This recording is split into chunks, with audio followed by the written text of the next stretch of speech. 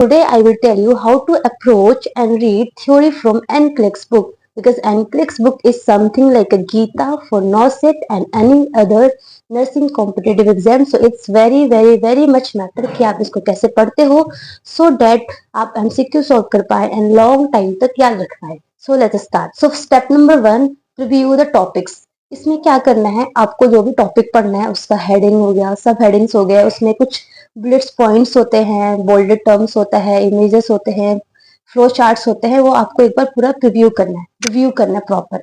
Let's suppose मुझे digoxin पढ़ना है, ये मेरी एनक्लेक्स की बुक है, फोटोकॉपी है, ठीक है. तो लेट्स सपोज मुझे डिजॉक्सिन पढ़ना है, तो मैंने देख लिया कि ये कार्डियक ग्लाइकोसाइड्स है, ये पूरा डिस्क्राइब कर रखा है, इसका साइड इफेक्ट दे रखा है, ठीक है. उसके बाद इसमें थोड़ा सा बुलेट पॉइंट में कुछ दे रखा है कि early sign of digoxin toxicity, इसमें जीआईटी सिम्टम्स होते हैं, ये सारा दे रखा है. इंटरवेंशन है कि हमें क्या क्या इंटरवेंशन करना है, उसमें थेरेप्यूटिक रेंज दे रखा है, और कब कब पेशेंट का टॉक्सिसिटी ज्यादा इंक्रीज हो सकता है, इसके क्या एंटीडोट्स है, और हमें क्या क्या इंटरवेंशन करना चाहिए जब पेशेंट डिजॉक्सिन पे है. हमने पूरा रिव्यू कर लिया. उसके बाद हमें क्वेश्चंस को फॉर्मुलेट करना है, खुद से हमें सोचना है कि क्या क्या पूछ सकते हैं. फर्स्ट पूछ सकते हैं कि मैकेनिज्म ऑफ एक्शन क्या होता है, ठीक है, इसका क्या क्या इंडिकेशन है, कहाँ कहाँ यूज करते हैं, इसके साइड इफेक्ट से क्वेश्चन आ सकता है, अर्ली साइन ऑफ टॉक्सिसिटी से क्वेश्चन आ सकता है, ठीक है. इसमें कब कब पेशेंट को ज्यादा रिस्क ऑफ टॉक्सिसिटी है, वहां से क्वेश्चन आ सकता है. जब पेशेंट डिजॉक्सिन पे है तो हमें क्या क्या इंटरवेंशन करना है, वहां से क्वेश्चन आ सकता है, उसके एंटीडोट से क्वेश्चन आ सकता है.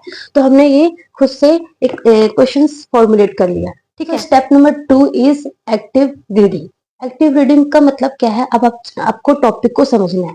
आपको टॉपिक को समझ के आप अगर नोट्स बनाते हो तो नोट्स बनाना है, या फिर अगर आप बुक में अंडरलाइन करते हो तो बुक में अंडरलाइन करना है. बट वन इम्पोर्टेंट थिंग, आपको चीजों को समझना है. बिना समझे जस्ट रीड नहीं करना. आपको यहाँ पे याद मत करो, बट यस आपको चीजों को पूरा अच्छे से समझना है. आप डिजॉक्सिन पढ़ रहे हो तो आपको यहाँ पे आपको मैकेनिज्म ऑफ एक्शन अच्छे से समझ में आना चाहिए, कहाँ कहाँ पे यूज करे वो समझ में आना चाहिए. लेट सपोज आपको इस बुक से समझ नहीं आ रहा, तो आप थोड़ा सा अलग वेबसाइट्स या फिर आप यूट्यूब वीडियोस में कुछ विजुअल एक्सप्लेनेशन होती है ना, वहां पे जाके देख लो, सो डेट आपको समझ में आ जाए, ठीक है. आप समझ लिए तो आपने की पॉइंट्स को अंडरलाइन कर लिया. इंपॉर्टेंट थिंग कि कुछ लोग क्या करते हैं, पूरा बुक ही अंडरलाइन कर लेते हैं. इससे तो कोई फायदा नहीं है, क्योंकि सेकंड टाइम जब आप रिवीजन करने आओगे ना, तो आपका टाइम फिर से वेस्ट होगा.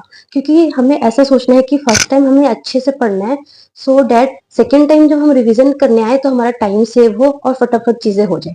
तो जो की पॉइंट्स है उसको अंडरलाइन कर लो. जो चीजें आपको लगती है कि यहाँ पे मिस है, तो ऐसे छोटा सा कुछ फ्लैश कार्ड कुछ भी बना लो, और उसको ऐसे एक्स्ट्रा जो चीजें होती है वो लिख के यहाँ पे ऐसे पेस्ट कर लो. ये बहुत अच्छा होता है. मैं तो ऐसे ही करती थी, जो मुझे लगता था कि यहाँ पे मिस है एंड वो चीजें होनी चाहिए, तो मैं छोटा सा व्हाइट पेपर या फ्लैश कार्ड पे लिख के आगे ऐसे पेस्ट कर लेती थी, सो डेट मैं रिविजन के टाइम उसको भी एक बार रिव्यू कर लूँ, ठीक है. सेकंड, आप नोट्स बनाते हो ना, कुछ लोग नोट्स बनाना पसंद करते हैं, तो नोट्स बनाते वक्त ऑलवेज यूज फिनमैन टेक्निक. मतलब क्या है कि आप नोट्स को अपने लैंग्वेज में बनाओ. ऐसा नहीं है कि आपने पूरा का पूरा बुक ऐसे प्रिंट कर दिया, नहीं.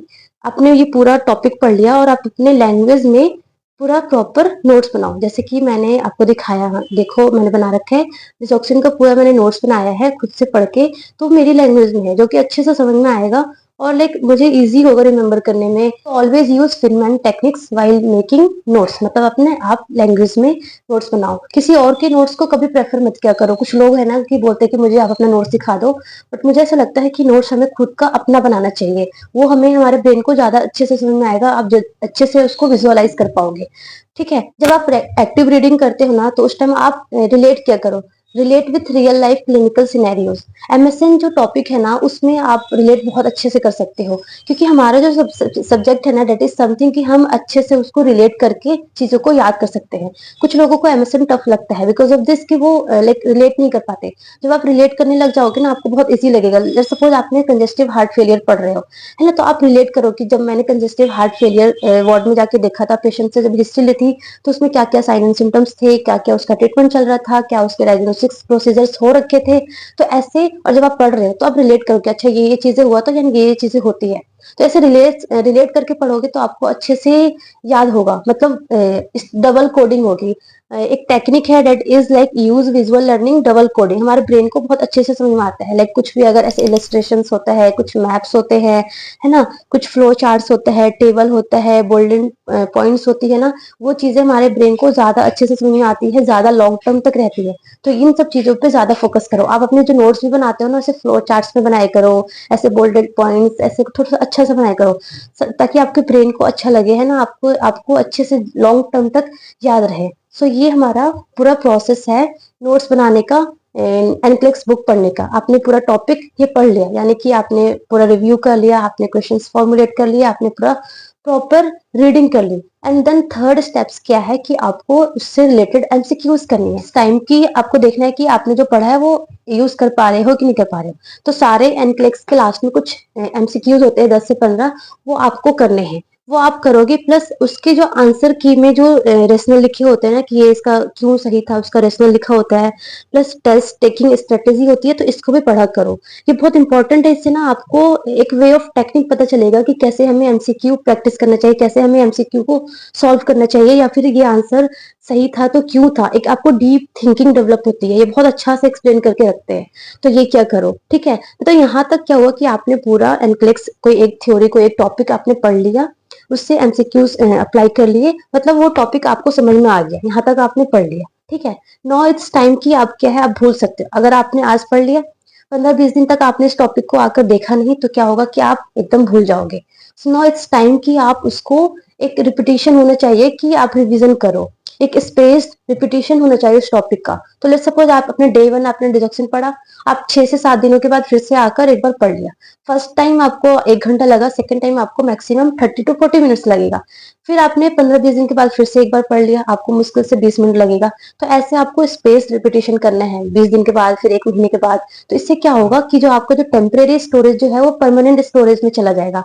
और like it is something very much important कि हमें परमानेंट स्टोरेज में चीजों को आना चाहिए, लॉन्ग टर्म मेमोरी में हमें चीजें याद हो जाए। इसके लिए आपको बार बार रिवीजन करना है। देखो, रिवीजन करने के बहुत सारे टेक्निक्स होते हैं। मेरे को जो पसंद है, फर्स्ट इज कि मैं क्या करती थी, अपने फ्रेंड्स या कोलिग्स को जाके पढ़ा देती थी। मैं ऐसे एक टॉपिक को लाइक ऐसे 10 से 12 बार पढ़ा देती थी। एक टॉपिक एक फ्रेंड्स को पढ़ाया, दूसरा यार मेरे को भी पढ़ा दो, फिर दूसरा है मेरे को भी पढ़ा दो। तो ऐसे करते करते लाइक मैंने 10 से 12 बार एक टॉपिक को पढ़ा देती थी, and I love to teach. तो इससे क्या होता था ना, आपको चीजें एकदम मस्त वाला आपके ब्रेन में फिट हो जाता था। ऐसा लगता था कि हाँ, वो चीजें आपको एकदम अच्छे से हो जाती थी। प्लस जब आप पढ़ाते थे ना, आप अपने फ्रेंड्स को जब पढ़ा रहे, अपने कॉलेज को पढ़ा रहे, तो वो कुछ क्वेश्चंस भी अराइज करेंगे। तो उससे क्या होता था, आपका आपका भी डाउट क्लियर होता था, और आपको भी चीजें और अच्छे से समझ में आती थी। वो टॉपिक जो आपको फर्स्ट टाइम में 80% समझ में आया था ना, लास्ट टाइम पढ़ाते पढ़ाते आपको और अच्छे उसमें क्लैरिटी आ जाएगी, जब आप ऐसे दूसरों को टीच किया करोगे, ठीक है। सेकंड चीज क्या है कि हमेशा कोई पढ़ने वाला नहीं मिलेगा। तो क्या कर सकते हो आप कि खुद से ही लाइक ऐसे सपोज करो कि मेरे सामने कोई बैठा है, मैं उसको पढ़ा रही हूँ, है ना। ये रिवीजन का टेक्निक है, ऐसे ही रिवीजन कर सकते हैं आप। तो आप उनको पढ़ा दो, पूरा प्रॉपर समझा दो कि ये रिजेक्शन ये है, उसका मैकेनिज्म ऑफ एक्शन ये है, पूरा प्रॉपर उसको पढ़ा दो, ठीक है। थर्ड टेक्निक क्या है कि आपने लाइक ये आपका नोट्स है, ठीक है, आपने इसको साइड में रख दिया, एक नोटबुक लिया, उसमें प्रॉपर पूरा लिख दिया, जो भी उसके बारे में आपको आता था वो लिख दिया। एंड देन कंपेयर करो कि क्या पॉइंट मेरा छूट गया।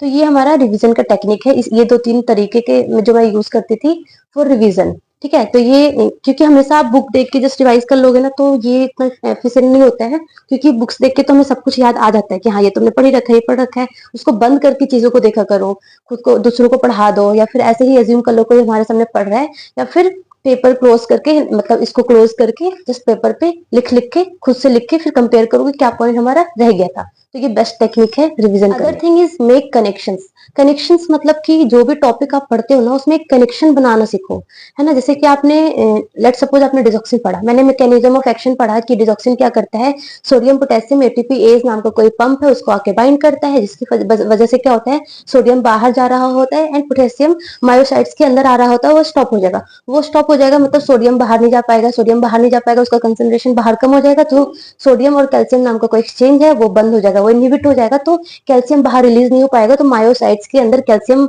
इंक्रीज हो जाएगा। तो इसकी वजह से क्या होगा, कैल्शियम बढ़ जाएगा तो मायोसाइट्स की कॉन्ट्रैक्टिलिटी इंक्रीज हो जाएगी, उसकी कॉन्ट्रैक्टिलिटी इंक्रीज हो जाएगी तो क्या होगा कि उसको हम कंजेस्टिव हार्ट फेलियर में यूज करते हैं, क्योंकि हार्ट फेलियर में होता है क्या बेसिकली, जो हमारा हार्ट है वो अच्छे से कॉन्ट्रैक्ट नहीं कर पाता है। सेकंड क्या कर रहा है हमारा डिजॉक्सिन की, वो एवी नोड का जो कंडक्शन डिले करता है, कंडक्शन डिले करता है मतलब कि क्या कर रहा है, हार्ट रेट कम कर रहा है, हार्ट रेट कम कर रहा है, इसलिए हम इसको लाइक साइनस टैकीकार्डिया में, एट्रियल फ्लटर में, एट्रियल फिब्रिलेशन में यूज करते हैं। तो देखो मैकेनिज्म ऑफ एक्शन भी आपने पढ़ लिया और आपने इस चीज का इंडिकेशन भी पढ़ लिया कि क्या क्या इंडिकेशन है। तो ऐसे चीजों को कनेक्ट करके पढ़ो तो आपको अच्छे से याद रहेगा, आप चीजों को रिवाइज भी इजिली कर पाओगे, एग्जाम के टाइम आप लाइक चीजों को रिकॉल भी कर पाओगे। सारे स्टूडेंट्स का ये क्वेश्चन है कि फोकस नहीं बन पाता। सो फॉर फोकस आप पोमोडोरो टेक्निक यूज करो, that is the scientific technique की जिससे आप अपना फोकस इंक्रीज कर सकते हैं। That I use very personally, बहुत अच्छा टेक्निक है। इसमें क्या है कि आप लाइक 40 to 50 मैक्सिमम 1 आवर तक पढ़ सकते हो। मैं क्या करती थी लाइक 50 मिनट्स या 1 आवर मेरा मैक्सिमम होता था, इससे ज्यादा मैं नहीं पढ़ती थी। एक एट वन टाइम मैं 50 मिनट या 1 घंटा या 40 मिनट्स पढ़ती थी, उसके बाद मैं 5 मिनट का ब्रेक लेती थी। 5 मिनट का ब्रेक में मैं क्या क्या करती थी, 5 मिनट के ब्रेक में मैं क्या कर लेती थी कि अपना बॉडी को स्ट्रेच कर लिया, समटाइम्स मैं अपनी बॉडी को स्ट्रेच कर लेती थी। इससे क्या होता था कि ब्लड सर्कुलेशन इंक्रीज हो जाता है, ब्रेन को सर्कुलेशन अच्छे से हो जाता है, तो इससे लाइक मेमोरी और लाइक रिकॉल वाला पावर भी थोड़ा सा इंक्रीज हो जाता है। सेकंड थिंग क्या करती थी कि मैं लाइक आईज को क्लोज करके ऐसे विजुअलाइज करती थी मैं अपना ड्रीम की मैं इतना पढ़ क्यों रही हूँ, मेरा लाइक मोटिव क्या है पढ़ने का, लाइक मैं नर्सिंग ऑफिसर बन गई, मुझे एम्स न्यू दिल्ली मिल गया, ये फलाना ढिकाना, पूरा ऐसे visualize your dreams. It is very much good technique कि आप अपने ड्रीम्स को हमेशा विजुअलाइज किया करो। ठीक है। थर्ड टाइम मैं क्या करती थी कि मैं जहाँ पे पढ़ती थी वहीं पे हेड डाउन करके 5 मिनट्स के लिए ऐसे लाइक थोड़ा सा ऐसे ब्रेक ले लेती थी। इससे क्या होता था, काइंड ऑफ मेडिटेशन। समटाइम्स क्या करती थी, मैं अपने आइज को क्लोज करके जो भी मैंने टॉपिक किया पढ़ा उसको मैं विजुअलाइज करती थी, उसको मैं ऐसे विजुअलाइज करती थी कि मैं उसको कैसे अपने लाइक अपने एरियाज में कैसे मैं अप्लाई कर रही हूँ, मैं पोस्टेड हूँ, मैं अपने पेशेंट पे ये कैसे अप्लाई कर पा रही हूँ। तो जस्ट ऐसे विजुअलाइज करती थी। समटाइम्स मैं क्या करती थी, वॉशरूम चले जाना या फिर कुछ खा लिया या अपने पेरेंट्स से बात कर लिया, तो कुछ ऐसे ऐसे टेक्निक करना था। इंपॉर्टेंट थिंग कि आप प्लीज फोन मत लेना, इस 5 मिनट्स के ब्रेक में आप फोन मत लेना, क्योंकि फोन लिया ना तो देखो क्या होगा। फर्स्ट ऑफ ऑल आपने फोन लिया, आप सोशल मीडियाज पे चले गए, आप इंस्टाग्राम, फेसबुक, ट्विटर ऐसे मीडियाज पे चले गए, तो आप 5 मिनट में कम बैक नहीं हो सकते। आपको वो 5, 10, 15 यार थोड़ा सा और चला लेती, थोड़ा सा और चला लेती, वो आधा 1 घंटा हो जाएगा। सेकंड थिंग, अगर मान लो आप बहुत ज्यादा डिसिप्लिन है ना, बहुत ज्यादा सेल्फ कंट्रोल आपके अंदर है, आप कम बैक आ गए, कम बैक तो आ गए, बट क्या हुआ कि आपको वो फोकस नहीं बन पाएगा पढ़ने में। आप थोड़ा एग्जॉस्टेड फील करोगे, ऐसे लगेगा यार नहीं थोड़ा सा और चला लेती हूँ। क्योंकि क्या होता है ना, आपने फोन लिया आपको ऐसे क्यों डोपामिन रिलीज होता है, क्योंकि it is something very soothing for our brain, बहुत अच्छा लगता है हमारे ब्रेन को। तो ऐसे क्योंकि डोपामिन रिलीज होगा, and dopamine is the happy hormone, आप बहुत खुश फील करोगे। फिर आप पढ़ाई पे वापस आए तो पढ़ने में थोड़ा ना आपको डोपामिन रिलीज हो रहा है उतना, तो आपको फिर ऐसे एग्जॉस्टेड फील होगे। तो इसलिए 5 मिनट के ब्रेक में प्लीज फोन मत लिया करो, फोन से आप और ज्यादा लाइक डिस्ट्रेस हो जाओगे। और कुछ कुछ कर लो आप ऐसे जो भी मैंने चीजें बताई वो कर सकते हो, या आप अपना कुछ अलग कर सकते हो, बट प्लीज फोन मत लेना इस 5 मिनट्स के पीरियड में। Stay consistent and have a sleep of 6 to 7 hours. And if you like this video, please like, subscribe and give a comment because this will motivate me. And thank you for watching.